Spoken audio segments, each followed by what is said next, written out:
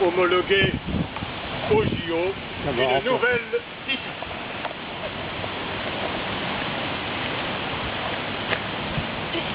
Oui, c'est un nouveau sport.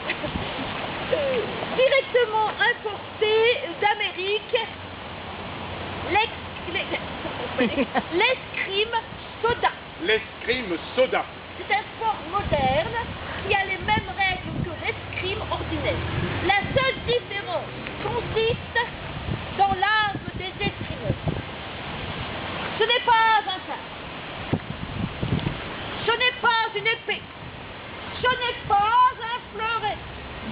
C'est une sorte de bouteille hermétique enveloppée d'une armature en treillage métallique, une de ces bouteilles dites à eau de sel. Il s'agit pour les escrimeurs de faire mouche à l'aide du jet d'eau de tête, voire de s'aveugler l'un l'autre pour arriver à la suffocation complète de l'adversaire. La rencontre Nampon-Billet réserve à mon avis des surprises. Pour l'instant, on mesure les armes, on vérifie le contenu des bouteilles siphon.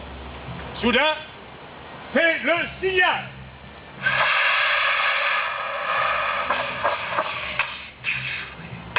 Les jets d'eau gazeuse partent en sifflant dans l'air, réglant les faces, griffant des corps, le public, haletant, suit le combat. C'est ainsi que, à peu près simultanément, les bouteilles de soda des adversaires se trouvent vides. C'est la deuxième phase du combat, la plus sauvage. Ils se précipitent l'un vers l'autre et se portent des coups violents à la tête avec de lourds siphons bardés de métal. Les figures luisantes de sueur sont crispées par l'effort sportif. Le public à présent les exhorte au combat. Tous forts de sensations athlétiques et vadilles. Sans-lui la tripe.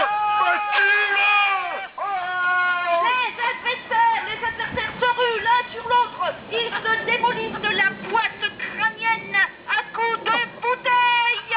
Marijo crache 3 dents. Nampon perd ses oreilles. Les spectateurs exultent. Chouette, ça c'est du sport. Et finalement, on emporte les adversaires sur des brancards dans la rue où leur famille les récupérera. Le public quitte la salle, ivre encore de cette belle démonstration si spectaculaire, empreinte d'un esprit si olympique.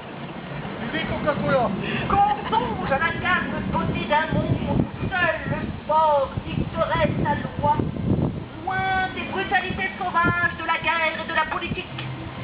Les premiers championnats d'escrime soda, nous en sommes sûrs, seront un nouveau pas vers un monde meilleur, tendu tout entier vers l'effort physique et la joie de vivre. Et merci à Francis Blanche d'avoir inventé ce nouveau sport.